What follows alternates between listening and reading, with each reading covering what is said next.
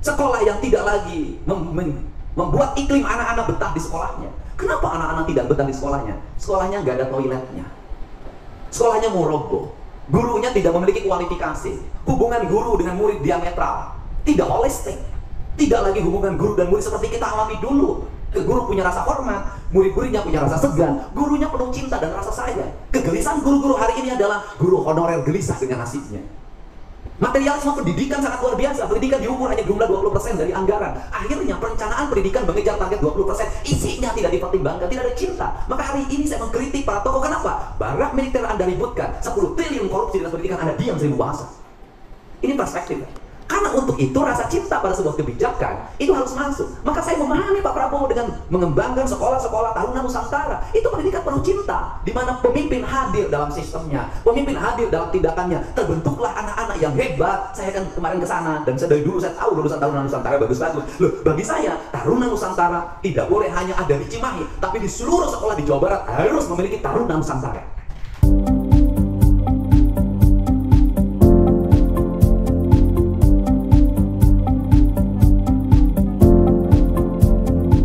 Pernah gak sih kalian mikir, kenapa banyak anak-anak sekarang bolos, tawuran, atau bahkan gak betah di sekolah? Padahal katanya anggaran pendidikan itu 20% dari APBN. Tapi, kalau cuma angka, mana cintanya? Kang Deddy Mulyadi belak-belakan. Pendidikan kita hari ini bukan cuma soal dana, tapi soal hilangnya roh dan kasih sayang dalam sistemnya, dan ucapannya bikin banyak orang terdiam. Di tengah isu korupsi pendidikan, anak-anak makin kehilangan arah, dan guru makin bingung harus ngapain. Kang Deddy datang dengan satu pertanyaan sederhana, tapi nyentil. Kenapa kita ribut 10 triliun korupsi proyek, tapi diam 1000 bahasa saat pendidikan kita rusak dari dalam? Kang Deddy menyebut, sekolah sekarang sudah jauh beda dari zaman dulu. Anak-anak makin gelisah, guru makin tertekan. Dan lebih parahnya lagi, sekolah-sekolah kita cuma kejar 20% dari anggaran, tapi lupa isi hatinya. Sekolah yang tidak lagi membuat iklim anak-anak betah di sekolahnya. Kenapa anak-anak tidak betah di sekolahnya? Sekolahnya nggak ada toiletnya. Sekolahnya mau roboh. Gurunya tidak memiliki kualifikasi. Hubungan guru dengan murid diametral. Tidak holistik.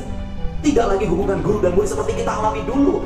Guru punya rasa hormat, murid-muridnya punya rasa segan, gurunya penuh cinta dan rasa sayang. Kegelisahan guru-guru hari ini adalah guru honorer gelisah dengan nasibnya. Materialisme pendidikan sangat luar biasa. Pendidikan diukur hanya jumlah 20% dari anggaran. Akhirnya perencanaan pendidikan mengejar target 20%. Isinya tidak dipertimbangkan, tidak ada cinta. Maka hari ini saya mengkritik para tokoh. Kenapa? Barak militer Anda ributkan, 10 triliun korupsi dalam pendidikan Anda diam 1000 bahasa. Ini perspektif.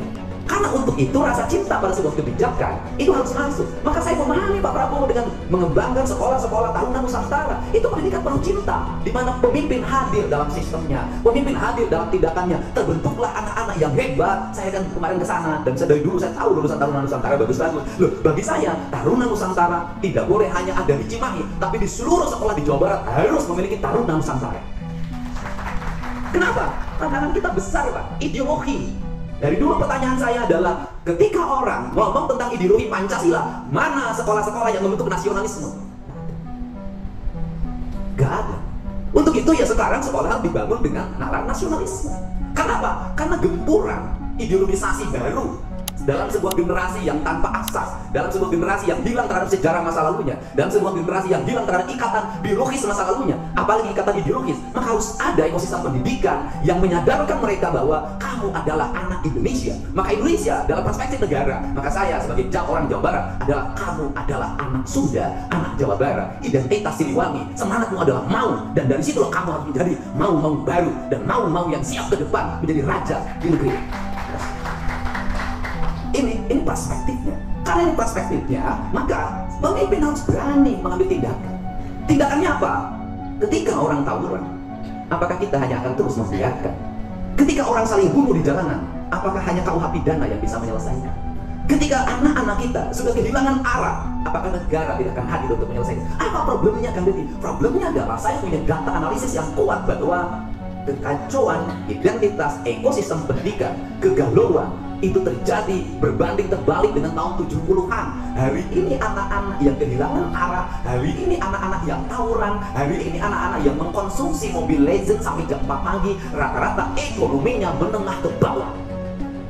Kalau saya katakan orang tuanya miskin. Dulu anak-anak yatim itu menjadi anak-anak yang berbeda. Hari ini justru anak-anak yatim terjebak dalam itu. Tadi malam saya dikejar-kejar seorang anak yatim piatu. Dia menangis dalam ribuan orang. Saya yatim piatu, tolong bawa saya ke barat. Ini perspektif. Kan ini perspektif, apakah kita akan membiarkan kelas menengah ke bawah? Kelas menengah ke bawah itu problemnya apa? Satu, jajan anaknya tidak pernah berhenti setiap hari. Dua, ketika outing kelas, dia memaksakan diri. Ketiga, ketika studi tour, mereka memaksakan diri. Empat, ketika perpisahan, memaksakan diri. Dari memaksakan diri itu, mereka cari uang kemana? Pinjaman dengan bunga tinggi. Ada Posifa, ada NBK, ada Bank Emok, ada Bank Keliling, ada pinjol. Garis di Jamban saya punya analisis. Di setiap RT ada komunitas ibu-ibu sekitar 10 orang. Dia adalah kaki tangan dari peredaran uang gelap itu dengan bunga tinggi. Kemudian muncul lagi pemerintah, masuk lagi pemerintah lewat bansos PKH. Duit PKH dipakai bayar bank Emok. Muncul lagi misalnya teman-teman DPR mengakomodir lewat bantuan ekonomi, pinjaman modal, uangnya akan selalu habis. Kenapa? Bukan kurang modal, bukan kurang stimulus, bukan negara tidak memperhatikan. Sudah berapa triliun negara mengedarkan uang untuk menengah ke bawah. Problemnya satu, mereka sudah tidak punya etos. Problemnya satu, mereka sudah tidak ingin lagi bekerja dengan baik. Problemnya satu, mereka hanya ingin menikmati. Problemnya satu, uang dikonsumsi bukan menjadi modal kerja. Untuk itu diperlukan apa? Perubahan mindset. Uang bisa diedarkan dan melahirkan pertumbuhan. Manakala mindset manusia sudah berubah, maka ekosistemnya harus dirubah.